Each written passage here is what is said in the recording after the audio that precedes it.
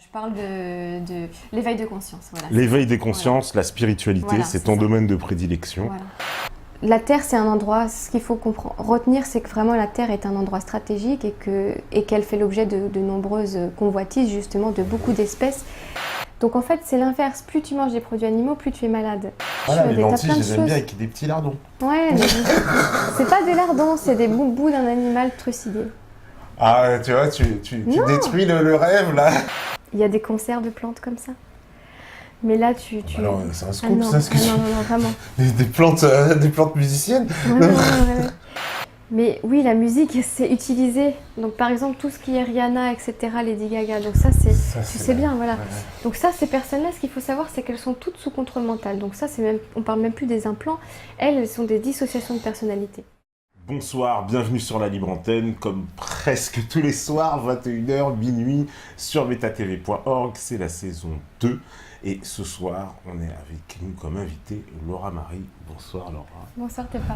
Donc voilà, très content de t'accueillir. Il y a tous les modérateurs, évidemment, qui sont au taquet. Rénuit, Jonathan Hieris. Ils n'ont pas loupé cette émission-là. Je note, hein, les gars, hein, Jonathan Hieris.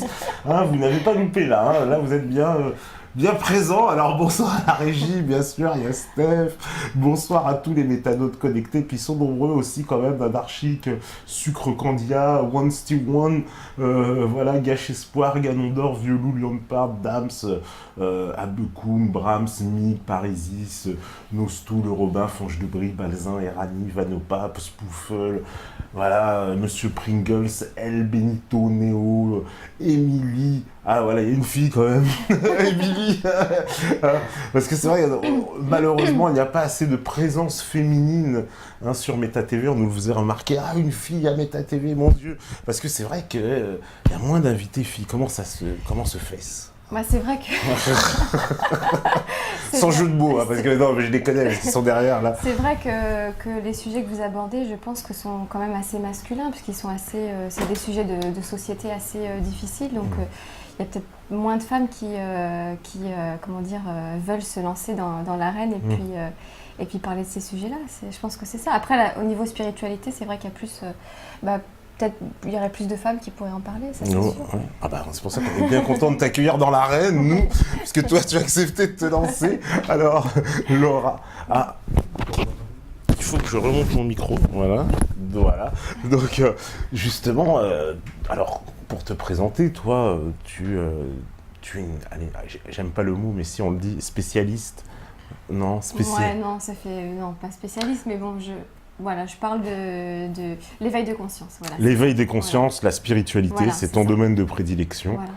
Voilà, alors il y a tout un tas de vidéos disponibles où tu développes ce sujet. Alors c'est quoi la genèse de tout ça? Parce que on a l'impression, moi quand je te vois, j'ai l'impression qu'il y a eu une espèce de déclic, de chemin de Damas. À un moment donné, il y a eu quelque chose qui s'est passé et puis un espèce d'éveil, je ne sais pas comment on appelle ça. Ouais, c'est exactement ça en fait. C'est-à-dire que j'ai toujours été quand même plus ou moins connectée, enfin même plus que moi, à tout ce qui m'entourait, les autres humains. Je disais toujours, j'ai l'impression de voir l'âme des gens. Je me sentais très connectée aux animaux.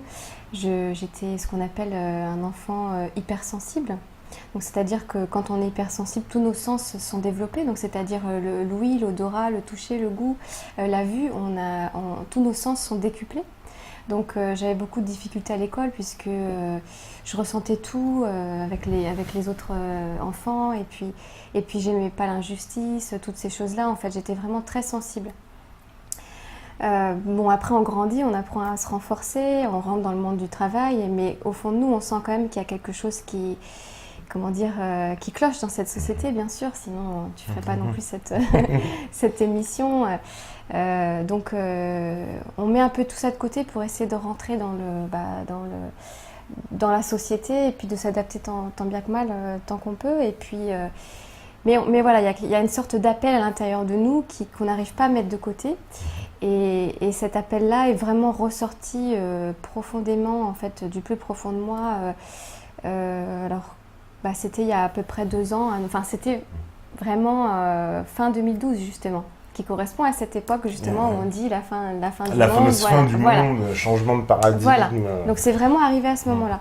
Donc là, j'ai vraiment eu un gros éveil, vraiment un très très gros éveil sur mon rôle ici, sur Terre, c'est-à-dire sur ce que je suis appelée à faire et mes capacités. Et donc, mes intuitions m'ont vraiment fortement demandé à passer à l'action, c'est-à-dire à écrire, de commencer un blog vraiment sur la spiritualité, parce qu'avant j'étais dans la transformation physique, j'aidais les gens à se transformer physiquement. Et donc là, je suis passée vraiment du côté, je me suis vraiment dévoilée du côté spirituel. Et ça a été véritablement un succès dès que j'ai commencé à écrire. Mes articles ont vraiment été viraux. Il y en a qui ont été partagés plus de 30 000 fois. C'est vraiment énorme. Et j'ai vraiment été, même moi, choquée de voir ça. Puisque pour moi, j'écrivais ça au début pour moi et puis quelques personnes sur le net qui allaient tomber dessus par hasard. Et puis en fait, ça a vraiment été comme un grand tourbillon. Et puis ce tourbillon n'a cessé d'augmenter. Et maintenant, on m'invite à parler de tout ça sur beaucoup d'interviews, beaucoup de vidéos. Les blogueurs me demandent comment je fais pour avoir autant de visites sur mon site. Mais c'est pas quelque chose que j'ai cherché, c'est par rapport aux informations que je divulgue et puis aussi ma façon de rendre accessible des domaines qui sont justement, qui ont été jusqu'à présent assez complexes à saisir, surtout pour la jeunesse. Et donc je rends cette information plus simple à comprendre, plus accessible. Et du fait que je sois jeune et que je sois justement, je corresponde à ce qu'un jeune normal est, comparé à par exemple d'autres enseignants dans la spiritualité qui vont avoir une apparence qui va s'apparenter peut-être à la religion ou des choses comme ça et qui vont peut-être faire fuir les jeunes. Le fait que ça soit une personne qui soit d'apparence comme eux, ça rend plus accessible ces domaines-là. Ah oui, parce que, comme tu fais bien de le préciser, c'est vrai que tu es jeune, on est assez étonné de toute cette maturité, quoi. Et c'est pour ça que je parlais d'un chemin de Damas. Mais après, c'est vrai que à l'intérieur, notre âme, elle n'a pas d'âge, donc c'est ça qu'il faut voir. Et c'est pour ça qu'on aura beaucoup de jeunes, même enfants, beaucoup plus jeunes que moi, qui ont déjà une maturité extraordinaire en termes de sagesse et de spiritualité. Alors en plus, on vit une époque, il faut bien le dire, où la spiritualité connaît beaucoup d'attaques. On va dire qu'on est un peu presque aussi pour moi, dans une espèce de paradoxe, parce qu'à la fois, la spiritualité est vue comme quelque chose, j'ai envie de dire, ringard, dépassé, je dirais secte. Ou sectaire, voilà, ou sectaire. Donc en tout cas, c'est pas bien vu. Il y a une mauvaise vision de tout ce qui touche le domaine spirituel. Et en même temps, il y a beaucoup de gens, énormément de gens, comme toi, comme d'autres, qui s'ouvrent justement voilà, même ce soir, je sais qu'il y en a plein qui me regardent, qui sont très impliqués justement sur ces sujets, et qui s'intéressent vraiment à ces sujets, et presque... Tout à l'heure, voilà, tu viens de dire qu'il y a beaucoup de dames, de jeunes qui sont... mais j'ai l'impression qu'il y a une espèce d'éveil à la conscience générale un peu partout. C'est un truc, donc on vit un paradoxe total entre ces deux mondes. En fait, c'est ce qui est en train de se passer exactement, tu as mis le doigt dessus, c'est-à-dire qu'en fait, le monde là est en train de prendre deux directions bien distinctes. Il y a vraiment deux chemins qui se creusent, c'est-à-dire la conscience, d'un côté, où là, il y aura de plus en plus de gens qui vont aller vers la conscience, mais à très très haut niveau, qui vont vraiment lever le voile sur des secrets cachés sur l'humanité depuis la nuit des temps, sur qui on est vraiment. Et puis de l'autre côté, il y a l'inconscience qui va aller qui va aller de plus en plus loin dans les extrêmes en fait. Puisque là, comme tu dois le savoir, ce que le gouvernement... ce que, on va dire, ceux qui ne veulent pas spécialement du bien aux humains tentent de faire, c'est justement de nous amener de plus en plus vers la déconnexion, vers l'inconscience, le transhumanisme, etc. Et donc, il y a vraiment deux voies qui vont se créer. Et on en parlera de toute façon. C'est pas du tout... L'objectif, c'est pas du tout de se déconnecter de la technologie, de refuser tout ce qui est moderne, etc. Au contraire, c'est d'arriver à allier les deux. Mais de comprendre aussi les enjeux qui sont en train de se passer là sur la planète, sur tout ce qui nous est caché. et de s'éveiller et de devenir ce qu'on appelle un chercheur de vérité. Le chercheur de vérité qui n'a rien à voir avec le conspirationniste, voilà. Ça c'est des termes voilà, qu'il faut s'enlever de la tête, puisque c'est pas parce qu'on cherche les choses qui se passent réellement sur Terre qu'on est dans la conspiration, qu'on est conspirationniste. Et puis le jour où justement l'humain découvrira que tout ce qui était du domaine de la conspiration, en fait, c'était la vérité, enfin la plupart des... Voilà, ça sera un grand choc pour ceux qui pensaient que c'était des choses trop grosses pour les comprendre, enfin pour penser qu'elles étaient vraies. Et là, en fait, la jeunesse est en train de plus en plus de s'ouvrir à ça. Comme tu le sais, ça inquiète beaucoup les professeurs, parce qu'il y a de plus en plus d'étudiants à l'école qui lèvent la main et qui disent « Mais non, c'est pas ça la vraie histoire. » Oui, bah, ils sont j'en ai parlé dans une libre antenne vendredi, justement, je disais que vraiment... Ils sont là au taquet sur ces affaires parce que voilà, on voit le gouvernement qui parle de conspirationniste tout le temps, etc. Enfin, ils ont peur de tout ça. Les attentats sous faux drapeau, tout de suite les étudiants ils le savent, ils ont tout de suite identifié Charlie, les attentats du 11 septembre, ils sont au courant en fait, ils ont un esprit critique beaucoup plus, toutes les générations maintenant ont un esprit critique beaucoup plus tôt que les générations d'avant, forcément grâce à Internet justement. Qui nous permet, tout le monde peut aller vérifier les informations sur Internet ou chercher, et on a de plus en plus de médias alternatifs comme le tien qui nous permettent justement d'avoir accès à une information différente. Donc c'est vraiment ça, c'est ce boom de l'éveil des consciences que je...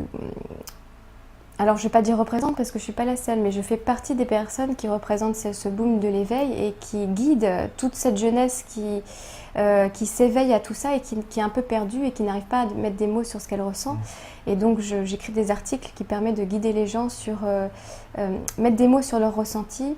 Et ainsi, en lisant ça, ils se disent « Ah, je ne suis pas seule, il y a au moins quelqu'un d'autre qui le vit. » Et puis, ils savent que même moi, je ne suis pas seule puisqu'ils voient tous les commentaires. Et puis, j'ai créé un groupe qui a déjà réuni 14 000 membres sur Facebook, qui s'appelle La Nouvelle Génération Consciente. Et donc, plus mes pages Facebook, ma newsletter. Donc en fait, on forme toute une espèce de communauté de jeunesse consciente, justement, qui a cette conscience qu'elle n'est pas que ce corps physique, elle existe sur d'autres dimensions, mais sans tomber dans le côté New Age débile, je vais le dire clairement, parce que moi je suis totalement contre ce côté-là de New Age, aseptisé, niais, où tout est beau, tout est rose, on refuse de lever le voile sur les vérités. Moi, c'est un mix des deux, c'est un mix de ce que tu fais toi, c'est-à-dire de parler du monde réel, de ce qui se passe vraiment dans le monde, mais également sur d'autres plans plus spirituels. En fait, le tout, c'est d'être équilibré dans les deux. Il ne faut pas rester que dans le monde matériel et pas que dans le monde spirituel. Il faut mélanger les deux, voilà. Un équilibre, c'est un peu comme en alchimie, quoi. Un équilibre entre l'esprit et la matière. Ah non, mais c'est obligé, sinon on tombe dans les extrêmes et c'est là qu'on n'est plus crédible, c'est là qu'on n'a plus les pieds sur terre ou qu'on est... C'est pas possible, on ne peut pas être équilibré sinon. Et est-ce que les religions monothéistes, je ne vais pas parler de toutes les autres, mais on va dire les monothéistes, les principales, apportent une solution spirituelle justement à ce monde? La question. Les religions...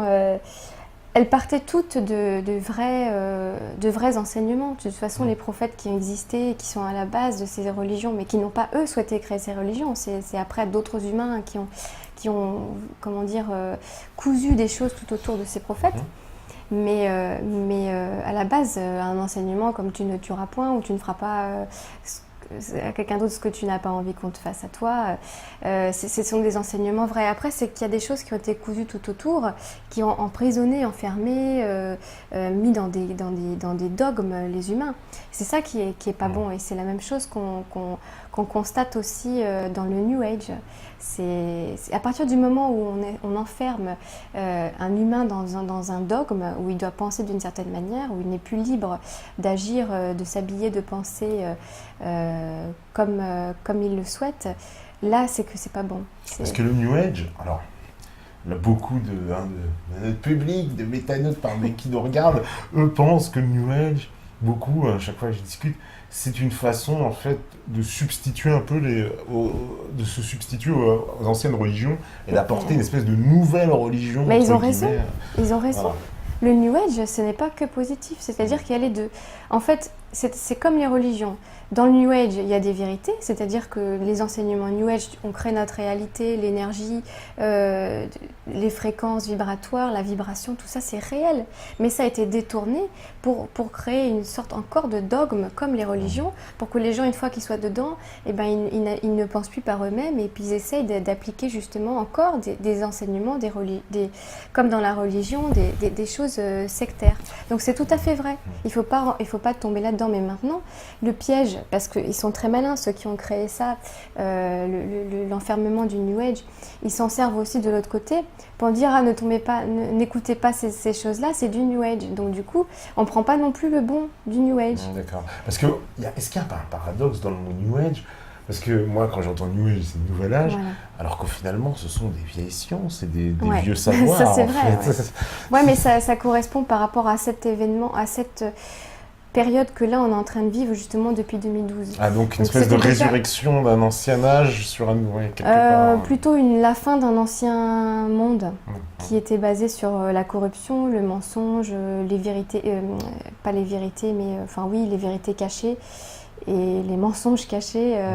Et donc là, on est en train de lever le voile on voit bien sur tous les mensonges en fait de l'histoire de l'humanité et même dans la politique, dans tous les domaines en fait. Et on est en train de lever le voile sur tout ça. Et toutes les personnes qui ont commis des grands crimes contre l'humanité, ils vont être exposés.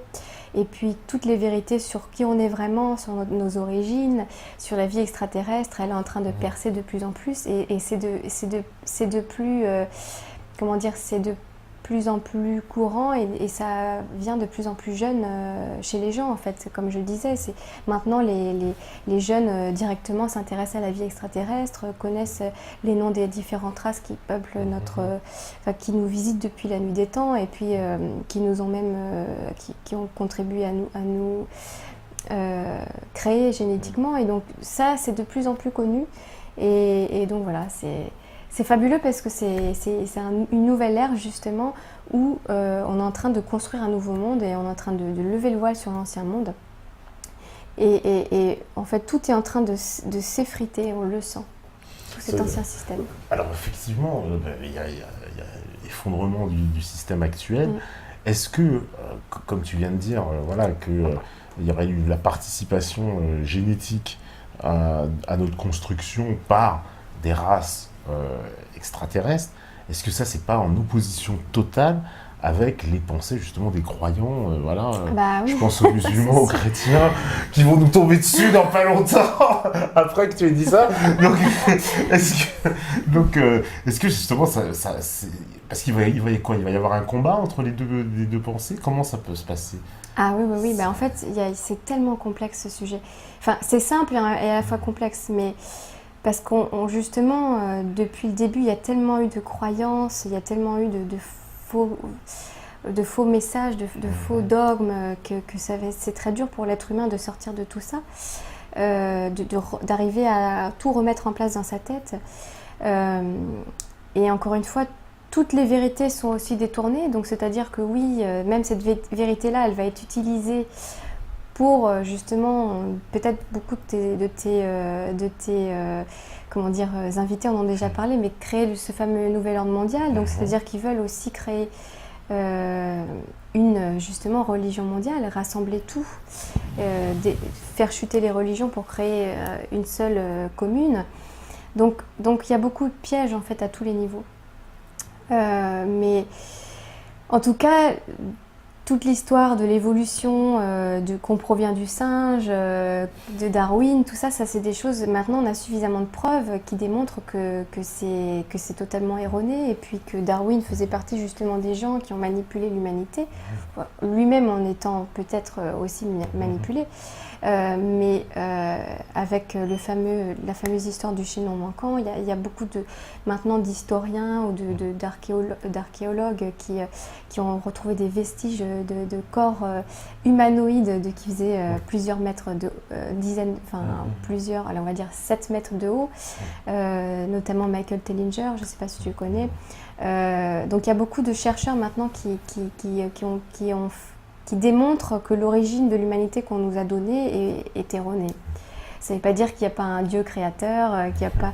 mais c'est pas forcément de la manière dont on nous l'a appris depuis qu'on est. Oui, avec l'évolution, les singes qui deviennent, Ouais. voilà, qui descendent là, puis. Et puis qui évolue vers vers tous les différents types d'hommes préhistoriques qu'on a eus, mais le singe reste. Donc en fait, normalement, quand on évolue, toutes les anciennes versions de nous ne sont plus là. Et là, il n'y a pas toutes les anciennes versions des hommes préhistoriques, mais il y a encore le singe, donc c'est bizarre. Oui. Alors, ça voudrait dire que toi, tu adhères complètement à la théorie de Zecharia Sitchin, tout ça, un peu Alors lui, je ne l'ai pas lu, mais je pense qu'il y a beaucoup de vrai dans ce qu'il dit, ça c'est sûr. J'ai pas tout lu en fait, mais je sais très bien de quoi il parle. Il y a énormément pour moi de vrai par rapport à mon expérience, par rapport à ce que je ressens, ce que je reçois aussi, puisque je communique aussi. Donc je fais, comment dire, je reçois beaucoup d'informations d'autres dimensions. Donc forcément, ma propre expérience ne me fait pas douter de ça. Ouais. Et tu penses que spirituellement, comme le pensaient les anciennes civilisations indiennes, on est tous interconnectés, c'est-à-dire qu'il y a un esprit général, enfin, on serait une espèce de grande machine finalement, connectés tous les uns les autres. Comme dans le film Transcendance là, avec Johnny Depp. Ouais. En fait, dans l'absolu, si on était tous activés, c'est-à-dire si tous nos ADN étaient activés à 100%, puisque là nos ADN ne sont activés qu'à 3% pour les humains. Il y a 97%, je ne sais pas si tu as déjà entendu, de junk DNA, l'ADN poubelle. L'ADN poubelle, comme voilà. on dit, mais parce qu'on ne sait pas quoi voilà, on ne sait pas à quoi il sert. Bon, voilà. Donc c'est vrai que la nature, elle nous aurait fait qu'avec 3% d'ADN actif et puis le reste qui servirait à rien. Donc c'est ça, ce fameux 97% d'ADN qui reste, c'est ces fameux gènes qui ont été volontairement désactivés en nous pour ne pas qu'on s'éveille aux autres dimensions. Pour ne pas qu'on puisse capter les autres dimensions. Donc c'est-à-dire que si j'ai que 3 brins d'ADN qui sont activés sur les 12, ça me permet de pouvoir capter que les 3 premières dimensions qui sont les dimensions physiques. Hauteur, largeur, longueur. Donc je peux capter avec mes 3 brins d'ADN activés que la dimension physique que je peux percevoir qu'avec mes 5 sens. Maintenant, si j'avais mon brin d'ADN 4, 5, 6, 7 qui correspond aussi aux 12 chakras qu'on a, donc du coup, là, je pourrais percevoir les autres dimensions. Donc il y a certaines personnes qui, elles, peuvent percevoir ce qu'on appelle la 4e dimension, puisqu'elles peuvent percevoir les morts, par exemple, les désincarnés, les entités. Ces entités-là, elles sont dans la 4e dimension. Donc eux, ça veut dire qu'ils sont en 3e dimension, ils ont leur corps de matière, mais ils sont capables de capter déjà la 4e dimension. Après, on évolue.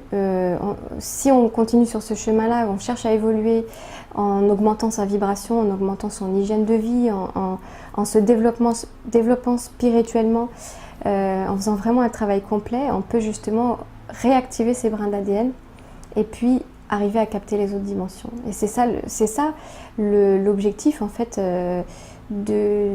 aussi mon message, mais l'objectif d'un être humain, ce n'est pas de rester dans sa prison en fait physique.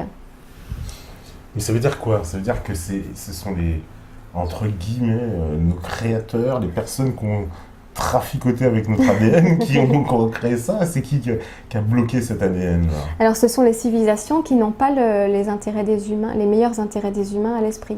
Donc principalement, ce sont les civilisations qui travaillent avec le gouvernement en ce moment. Pas qu'en ce moment, depuis toujours. Depuis toujours, et c'est qui ces civilisations? Je peux avoir des noms. Alors, donc les 3 principales civilisations qui ont un agenda négatif sur les humains, bien sûr, ce sont les reptiliens, les gris, les dracos, il y a aussi les mantes, ce qu'on appelle les mantides en anglais. Pourquoi? Parce qu'elles ressemblent à des mantes religieuses? Selon les témoignages, oui. D'accord. Ah ouais. C'est ambiance, comment il s'appelait le film là avec les mantes religieuses? Ouais, c'est pas très joli, ouais. Ouais, c'est la bête là dans les bistrots de New York, mais ces races-là, donc elles œuvrent, elles ont créé l'humanité ou elles œuvrent à la détruire? Non, en fait, elles ont plusieurs races ont contribué à la création du corps humain, de notre corps humain. Mais ça n'a pas été que les races négatives au départ qui ont créé l'être humain. ça a été un assemblage de plusieurs génétiques, de plusieurs races et beaucoup de races positives. Mais à un moment donné, puisque la Terre, elle est située... Enfin, c'est vraiment un joyau, la Terre, comme planète. Elle a énormément de ressources et elle n'existe pas depuis que nous, on existe. Elle existe depuis 4,5 milliards d'années. Donc, il s'est passé énormément de choses sur Terre. L'erreur de l'être humain, c'est de croire que c'est depuis qu'il y a l'humain qu'elle existe, la Terre, et qu'il ne s'est rien passé avant, qu'il n'y a pas eu de civilisation avant, qu'il n'y a pas eu de... Voilà, ne serait-ce que là... ne serait-ce que les dinosaures, c'est quelque chose d'incroyable d'avoir des créatures comme ça. Donc pourquoi on arrive à concevoir un énorme diplodocus, un Tyrannosaurus rex qui est complètement abominable et on n'arrive pas à imaginer ne serait-ce qu'un reptilien. Quelle est la différence entre un tyrannosaure et un reptile? C'est que c'est aussi un reptile géant. Donc pourtant on a eu des dinosaures. Pourquoi alors notre esprit ne peut pas concevoir une autre espèce qui soit comme des dinosaures mais qui soit sur Terre ou même sur d'autres planètes. C'est des dinosaures qui construiraient des fusées quand même. Voilà. Mais c'est des dinosaures un peu particuliers quand même. Le soleil est un peu plus dangereux. Voilà, mais après si tu te développes que mentalement et puis technologiquement, mais que tu ne te développes pas sur d'autres plans, c'est exactement ce qui pourrait se produire pour l'être humain. Là, s'il accepte de se mettre les puces RFID, s'il accepte de se tourner vers le transhumanisme, il va se transformer en homme-robot. Et puis là, il sera complètement déconnecté et puis ça va aller de plus en plus vers ce genre de choses. Donc déjà de croire, ce qui est vraiment fou pour moi à l'heure actuelle, c'est que certaines personnes n'arrivent toujours pas à concevoir qu'ils ne puissent pas être seuls dans l'univers. Ça pour moi c'est quelque chose d'aberrant puisque, je veux dire, quelle prétention déjà de croire ça avec toutes les milliards de planètes qu'il y a et toutes les milliards de galaxies et d'autres univers qu'il y a. De penser ça, c'est impossible. Donc pour moi, j'en suis même plus à parler de ça comme si il est possible que...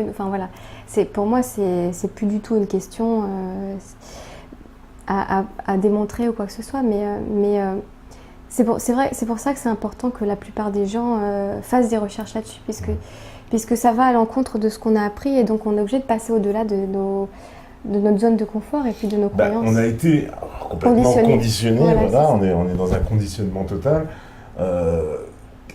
Comment il peut se produire le déclic? Le déclic, déjà, il peut se produire que si on est ouvert d'esprit. C'est-à-dire que déjà, si on veut rester sur ses croyances, on peut pas aboutir sur ce type de recherche et sur ce type de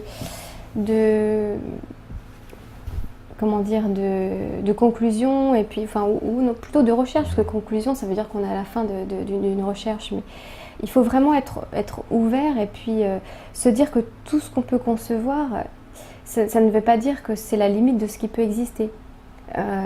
Si quand on allait voir un homme préhistorique, on pouvait retourner dans le temps, voir un homme préhistorique et puis lui dire plus tard tu pourras envoyer des SMS ou être sur un ordinateur et puis communiquer avec la Terre entière, et il ne pouvait pas le concevoir. Et là, c'est ce qui est en train de se passer avec les humains à l'heure actuelle. Ils n'arrivent pas à concevoir qu'il y ait d'autres vies sur d'autres planètes et que même ils puissent être parmi nous, ou alors ils n'arrivent encore moins à concevoir que ça puisse exister dans d'autres dimensions, même si on ne le voit pas à l'œil nu, comme ne serait-ce que les morts. Et pourtant, les désincarnés existent, ou les démons, tout ce qu'on appelle les démons, des êtres de quatrième dimension existent. Mais beaucoup d'humains ont besoin de le voir pour le croire. Et pour moi, il faut lever déjà cette barrière-là si on veut connaître la vérité. Puisque si on attend de voir les choses pour les croire, est-ce qu'on voit l'électricité? Est-ce qu'on voit est-ce qu'on voit les ondes? Est-ce qu'on voit la Wi-Fi? Non, mais pourtant ça existe. Il ne faut pas s'arrêter à ce qu'on peut voir avec les 5 sens physiques, puisque c'est vraiment tellement une infime partie de ce qu'on est. Oui, parce que beaucoup de gens se posent des questions, ça c'est sûr. D'ailleurs, je vois sur le chat, on me dit pas le Ponceau sort de ce corps. Non, Paul Ponceau est très gentil, il fait un excellent travail de recherche. On me dit non, mais c'est clair, faut qu'elle balance des sources là. Voilà. C'est vrai, sur quoi tu t'appuies? C'est vrai, les sources, c'est vrai que les gens, il faut qu'ils fassent leurs propres recherches. On peut pas...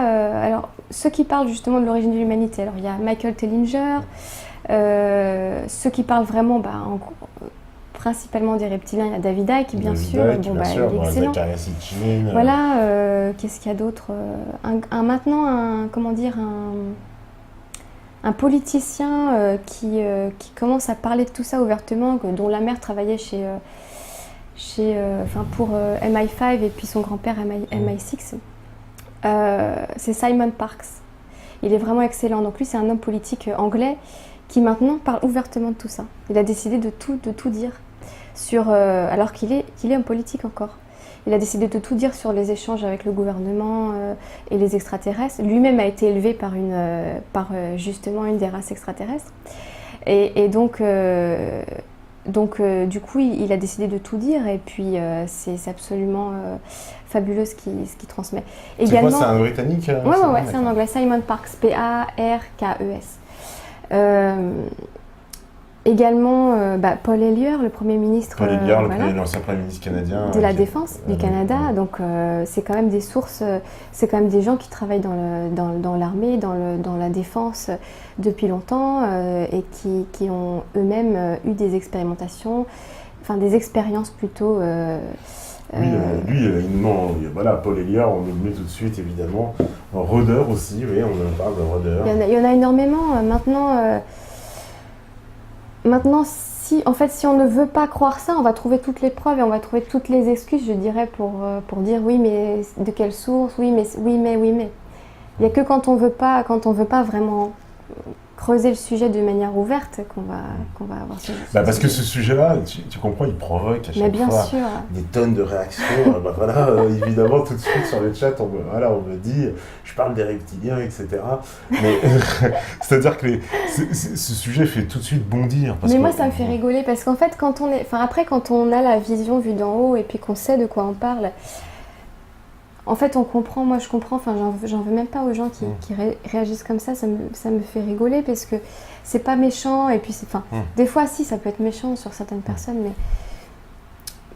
moi mon message je le passe pour les personnes qui sont vraiment intéressées en fait, qui le ressentent en eux depuis petit, parce qu'il y a beaucoup de gens qui le ressentent et puis il n'y a pas beaucoup de gens qui en parlent publiquement. Et en fait, en entendant des gens, en voyant des gens avoir le courage d'en parler, ça leur donne le courage eux aussi de parler de leurs expériences, parce qu'il y en a qui ont vécu des expériences, moi j'en connais, qui ont été abductés, etc. Donc forcément, quand c'est une petite fille de 8 ans qui te raconte ça, elle ne peut pas inventer ça, elle a pas... Donc forcément, après, quand on récolte suffisamment de témoignages, que nous-mêmes on a vécu des choses, et puis que le doute il peut plus être là, quoi. Donc maintenant, en fait, à partir du moment où on a des millions de témoignages, si déjà on en avait, sur ces millions de témoignages, si on n'avait qu'un seul de vrai, déjà ça voudrait dire que ça serait vrai. Il suffirait qu'un seul soit vrai pour que ça veut dire que ça soit vrai. Et là, sur les millions de témoignages qu'on a, il n'y en a pas qu'un seul qui est vrai. C'est comme les crop circles, les gens qui disent, tu sais, les fameux crop circles dans les champs. Dans les champs, voilà, les formes de géométrie sacrée.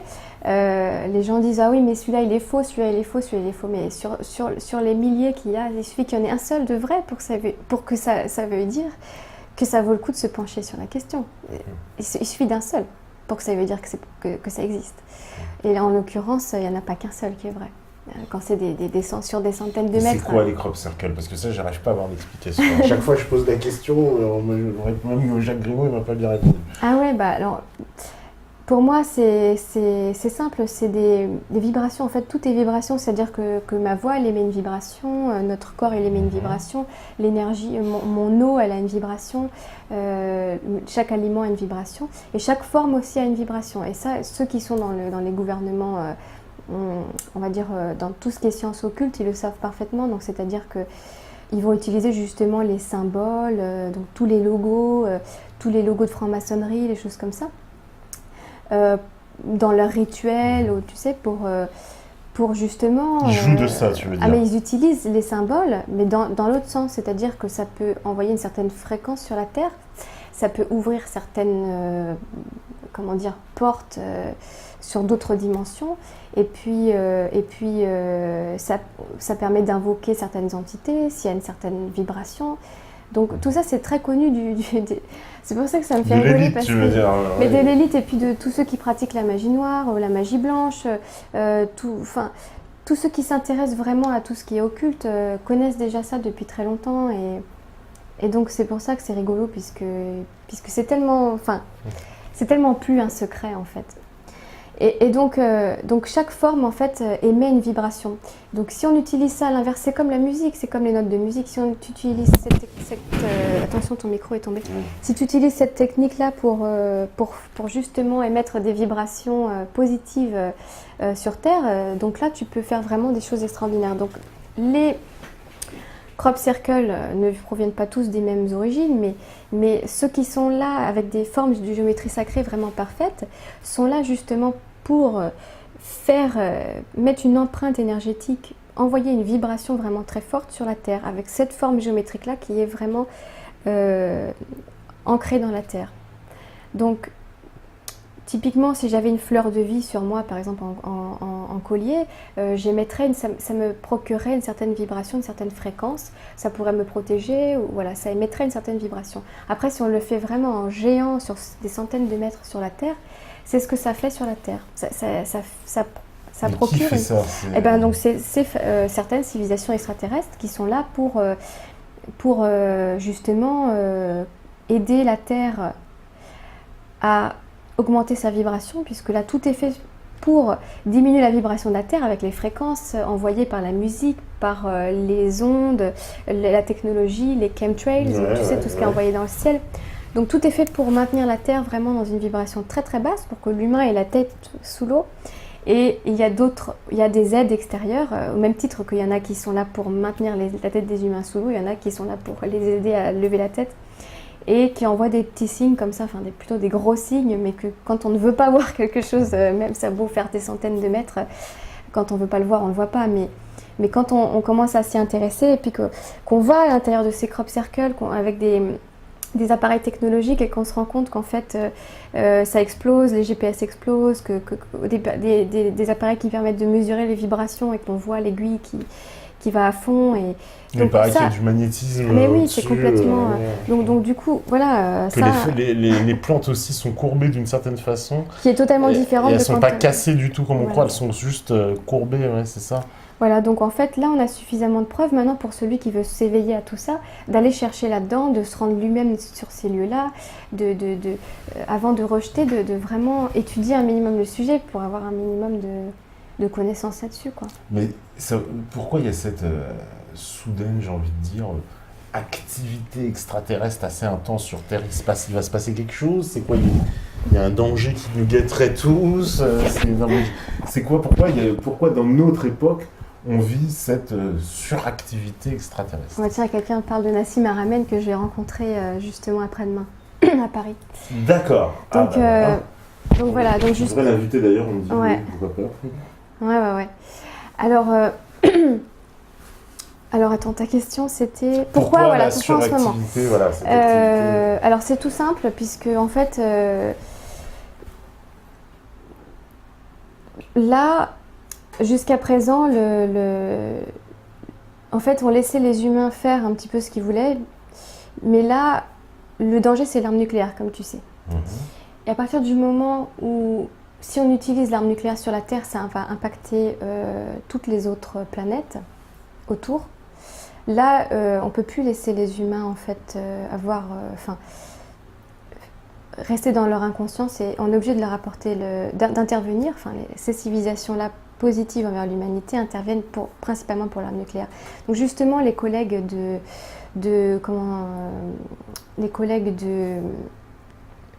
je suis déconcentrée par le chat. C'est dur, il ne faut pas lire en même temps. Faut pas lire. Non, surtout que je peux me brancher facilement sur toutes les fréquences, alors il faut vraiment que je me concentre. Alors, donc je disais... L'arme nucléaire. Voilà, l'arme nucléaire. Voilà, les collègues de Paul Hellyer, dans l'armée, justement, ont déjà témoigné au moment où ils étaient censés déclencher des missiles nucléaires, ils ont vu des vaisseaux et tout s'est désactivé. Il y a eu 250 missiles qui ont été désactivés en une fraction de seconde alors qu'ils devaient appuyer sur le bouton. Il y a plein de témoignages là-dessus. Donc beaucoup de personnes dans l'armée maintenant justement témoignent de ça, qu'ils voulaient activer l'arme nucléaire, qu'il y a une force qui a intervenu, qui a désactivé tout. Donc ils interviennent en permanence, ils détruisent des bases souterraines, parce qu'il faut savoir qu'il y a plein de bases souterraines justement qui se construisent bien au chaud au cas où il y a une attaque nucléaire pour aller se cacher. Donc bases aux États-Unis, carrément, partout, mais France, partout, mais avec des villes, Norvège, mais avec des villes entières en dessous quoi. Ah d'accord. Ils ont carrément leur maison en dessous et puis comme ça, s'il y a un problème ou s'il y a des épidémies ou des choses comme ça, eux ils sont en sécurité. Donc ça, il y a beaucoup de bases qui sont détruites. On va entendre des fois des séismes ou des choses comme ça. C'est souvent des bases qui sont détruites. Donc voilà, il faut s'ouvrir à ces réalités-là et puis ne plus avoir la tête sous l'eau, croire que le gouvernement est là pour... Alors pas tous, hein, mais on appelle ça le gouvernement de l'ombre ou le gouvernement... Mais c'est quoi? Ils craignent quoi? Ils craignent une guerre nucléaire sur Terre? Ils veulent l'empêcher, c'est ça? Alors oui, alors c'est-à-dire une troisième... Le gros danger, c'était la Troisième Guerre mondiale. Je pense que là, de toute façon... Mais il n'est pas fini, ce danger, non? Voilà, il n'est pas fini. C'est en permanence qu'on la frôle. En permanence. C'est grâce à l'action justement de tous les... sur tous les fronts qu'on la maintient... d'exploser en fait. C'est en permanence, donc il y a beaucoup de gens par exemple qui avaient prédit la Troisième Guerre mondiale ou qui ont dit attention ça risque de se produire, mais comme ça ne se produit pas, après ils vont dire mais alors tu as vu, tu avais tort, mais c'est parce que justement tout est fait pour ne pas...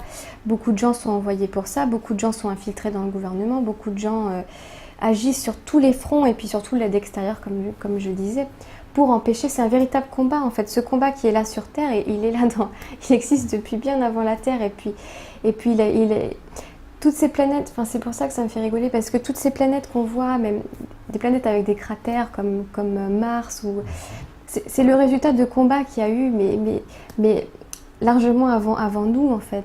Et nous on arrive, on voit une planète, on dit ah ben il n'y a pas de vie sur Mars, mais qu'est-ce qu'on en sait ce qu'il y avait avant, et qu'est-ce qu'on en sait que c'était pas une planète habitée, et puis qui a été décimée suite à des combats comme nous on pourrait très bien faire si on eût décidé d'utiliser l'arme nucléaire.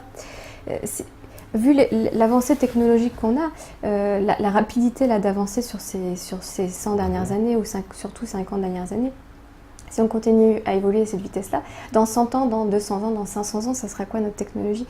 Donc on aura tout à fait les capacités de détruire une planète entière.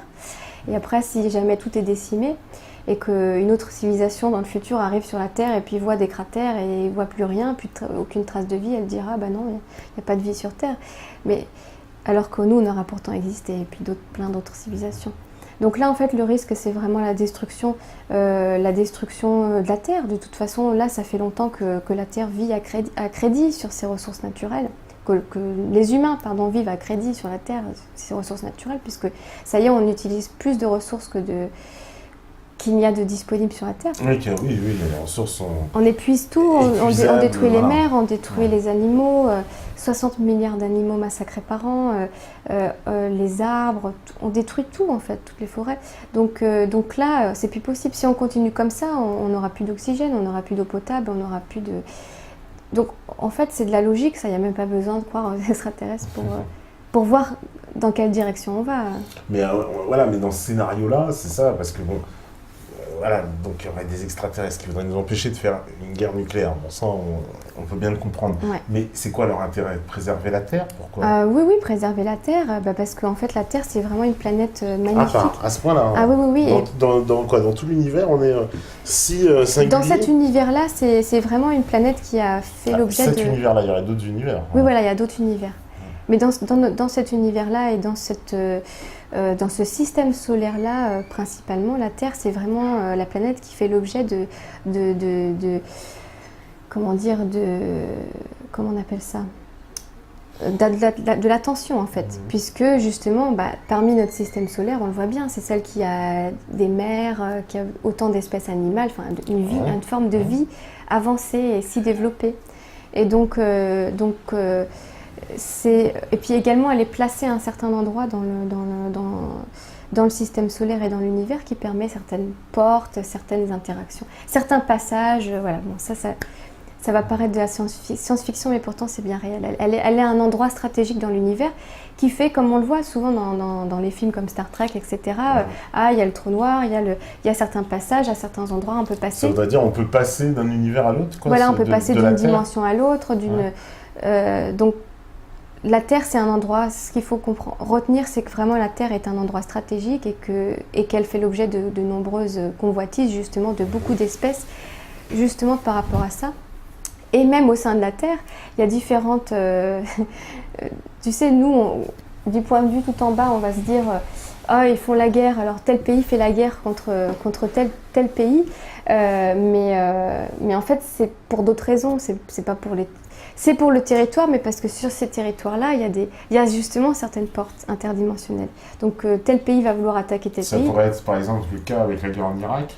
Alors voilà, parce que j'ai entendu beaucoup de choses sur la guerre en Irak. Les Américains sont allés là-bas. On connaît le fameux coup de téléphone de George Bush à Jacques Chirac qui lui dit il y a Gog et Magog, il faut aller les chercher en Irak.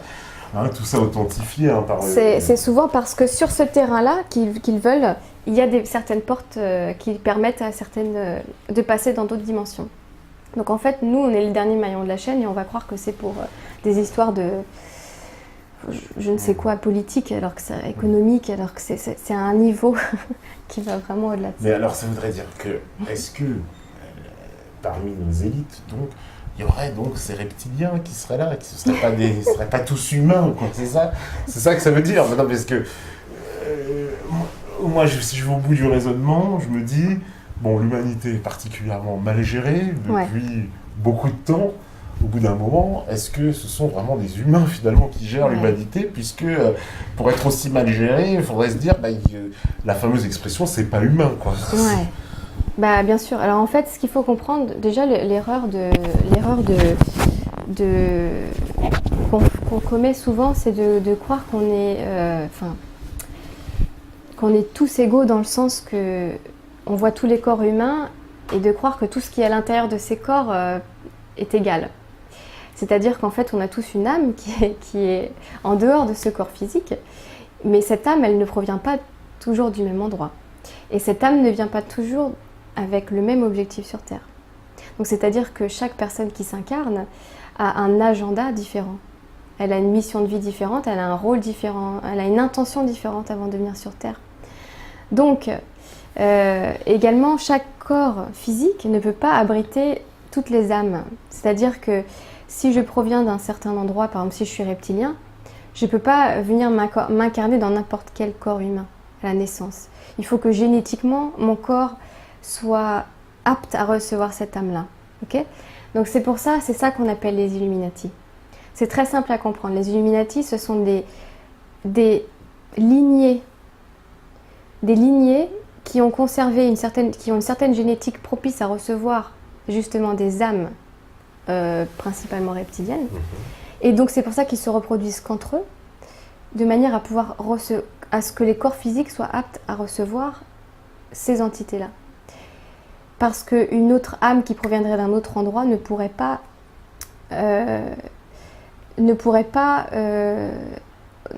toutes les âmes, encore une fois, ne peuvent pas rentrer dans n'importe quel corps physique. Il faut que génétiquement, ça soit propice à accueillir cette âme. Mais alors, ça veut dire qu'eux-mêmes, génétiquement, ont des gènes, si j'ose dire, des reptiliens eux-mêmes. Alors, exactement. C'est pour ça qu'ils sont très vigilants sur leur lignée, et c'est pour ça qu'on a assisté à tant de déviations comme Hitler et tout ça. Eux, ils avaient parfaitement connaissance de tout ça, que chaque corps humain est différent dans le sens qu'on n'a pas la même génétique et on ne peut pas accueillir les mêmes âmes. Ça va très loin. Mais quand on comprend ça, tout est logique. C'est-à-dire Hitler, parce que Hitler était très, effectivement, basé sur la race, sur la génétique, c'est ça. Épurer les races, etc. Donc en fait, c'est le même système que les Illuminati qui veulent justement avoir une lignée. C'est facile à comprendre, tu sais, Bon, de toute façon, les films qui expliquent de manière plus claire tout ça, c'est Matrix et Jupiter. Enfin, entre autres, par les frères Wachowski, voilà.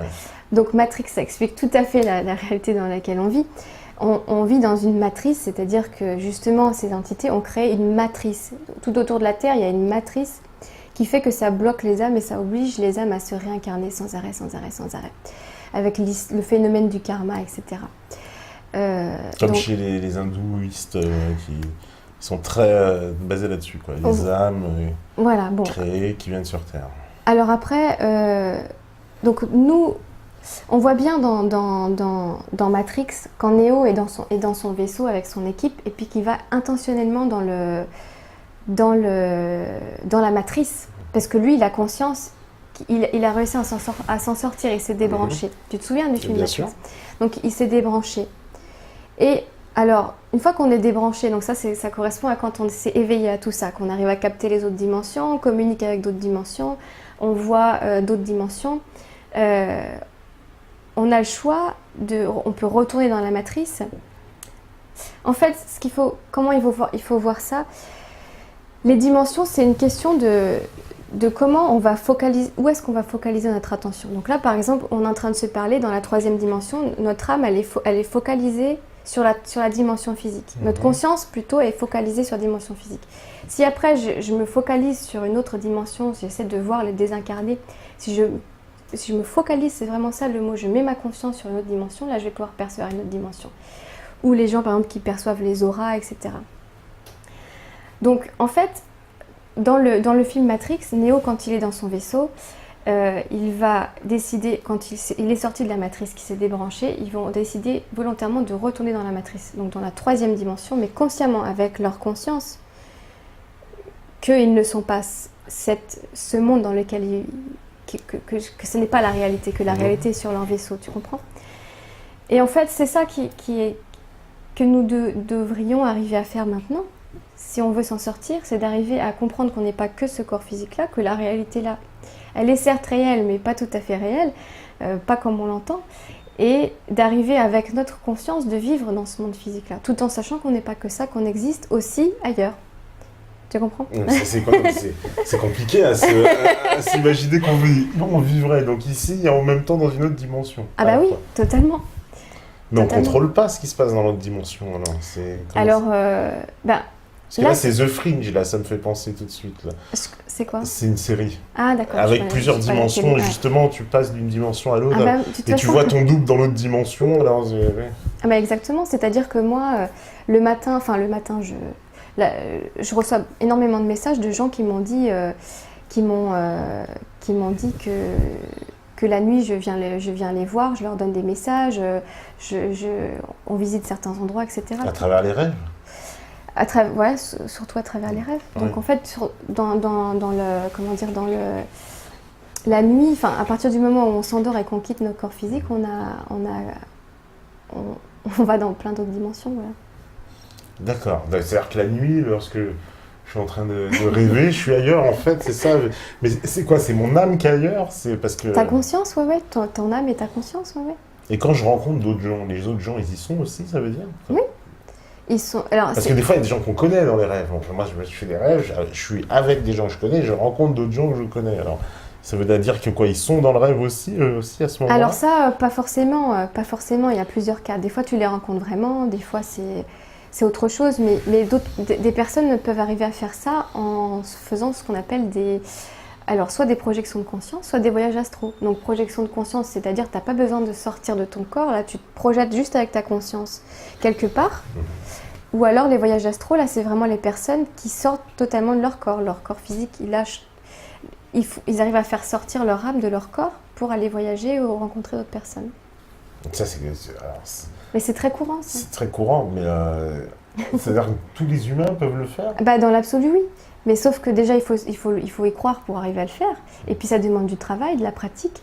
Et puis oui, une certaine hygiène de vie, une certaine connaissance, parce que ça comporte des risques. C'est-à-dire que faut pas croire que dans les autres dimensions, il n'y a que des personnes bien intentionnées et puis des âmes bien intentionnées. Ah oui, parce que moi, la première chose qui pourrait me faire peur, c'est de me dire oui, quelqu'un qui va revenir dans mon corps à ma place. Voilà, c'est ça. Ça peut arriver. Ça peut arriver, mais ça, il n'y a pas besoin de sortir de son corps pour que ça arrive. Il suffit d'être anesthésié à l'hôpital, il suffit d'être... Anesthésié à l'hôpital? Ah ouais. On peut se réveiller à 2 ou... ouais. Ah ouais. Ah oui, ça arrive souvent, ça, le nombre de gens qui sont anesthésiés. Exactement. Alors quoi, ça veut dire que quand je me réveille, je suis plus dans mon corps? Si, t'es dans ton corps. Dans le corps de Soral? j'ai plus de cheveux. Il y a une entité qui peut venir en même temps, ou s'accrocher. S'accrocher et prendre quoi? Prendre la place un peu C'est ça, la plupart des gens qu'on dit schizophrènes, bipolaires, c'est très triste parce qu'ils sont mal compris, mais en fait c'est juste qu'il y a des entités qui se sont accrochées à eux. Et après ils vont parler, ils vont avoir deux personnalités, ils vont avoir un combat à l'intérieur de leur tête. Mais on les reconnaît pas, c'est-à-dire que c'est des gens qu'on dit lunatiques, le matin il est souriant et puis le soir il est infernal, on ne comprend pas pourquoi. C'est très, très douloureux pour eux et en plus ils ne sont pas du tout compris dans le milieu médical. On va dire que c'est un problème mental alors que ça n'a rien à voir avec le mental. Mais comment ça pourrait se soigner ça alors par la voie chamanique Oui, mais sans même tomber dans ces choses-là, parce que ça peut faire peur aussi, des espèces de rituels, etc. Mais déjà qu'on ouvre notre conscience sur ça, si à partir du moment où on a conscience de ces dimensions et puis qu'on peut exister, il y a d'autres êtres qui existent dans d'autres dimensions, d'autres formes de vie. C'est pas forcément des êtres, ça peut être aussi des formes de vie, d'autres formes de vie. Si la médecine était ouverte à ça et puis on avait dans les hôpitaux des gens qui voyaient ces entités-là au lieu d'avoir des gens qui ont des instruments. Là tu as une entité là, donc je te l'enlève. Et voilà, comment on soignerait les schizophrènes? Mais on n'en est pas encore là. Ça vient dans certains pays, notamment au Canada, il y a de plus en plus d'hôpitaux qui acceptent ce genre de pas thérapeutes, mais bon, de guérisseurs ou de... Mais à quel moment dans l'histoire de l'humanité, l'humain il s'est détaché de tout ça? Parce que en fait, tout ça, c'est des vieilles sciences. Ce sont des vieilles... là, par exemple, quand on parle carrément de désenvoûtement, on peut dire, et c'est une vieille pratique depuis bien avant même les religions, qui se pratique encore en Afrique, en Asie, on le sait, puisqu'on trouve des traces. Même les prêtres exorcistes. Même les prêtres exorcistes au Vatican. Ils exorcisent quoi? Ils exorcisent bien quelque chose, donc c'est quoi qui est à l'intérieur? Donc ça veut dire que ce sont des vieilles sciences, on le sait. Mais bien sûr. Alors qu'est-ce qui s'est passé pour dans la religion musulmane, ça s'appelle les djinns. Bien sûr, dans la religion musulmane, ça se fait aussi. Alors, les musulmans, pas me dire, on connaît, voilà. Bah oui. Donc à quel moment il y a cette coupure là? À quel moment dans l'histoire de l'humanité? C'est quoi? C'est les religions qui ont fait cette coupure? C'est les religions monothéistes, j'entends. C'est vrai que certaines religions ont justement encouragé à ne pas par exemple, ne pas consulter des voyantes. Alors, c'est vrai qu'il y a des dangers, mais ça a coupé, ça fait une forme d'interdiction. C'est comme si c'était tabou, en fait, tout ça. Et comme si, en fait, le monde de l'au-delà était que négatif et il était dangereux, parce qu'il y a les djinns, il y a les démons, etc. Mais il y a une forme d'interdiction dans les religions, d'aller s'intéresser à ce monde-là. On te dit, tu t'intéresses pas aux esprits, ne va pas les voir, ne parle pas, ne communique pas. Voilà. Donc, du coup, certes, ça permet peut-être de certains dangers, mais de l'autre côté, ça ne permet pas de s'ouvrir à ces réalités-là. Alors, je vais faire l'avocat du diable, c'est bien dans ces cas-là, mais justement, est-ce que justement c'est pas trop dangereux pour un esprit pas formé, parce que là on a parlé de quelqu'un qui pourrait s'infiltrer dans notre corps, mais les dangers de rencontrer un esprit puissant quand même et mal intentionné. Parce que tous ceux qui jouent avec ça, on a tous fait des séances de spiritisme avec mets ton doigt sur le verre, mais on appelle vraiment des esprits en faisant ça. C'est très dangereux. C'est très dangereux. Moi, j'ai jamais fait ça. Jamais. Et je sors pas de mon corps non plus.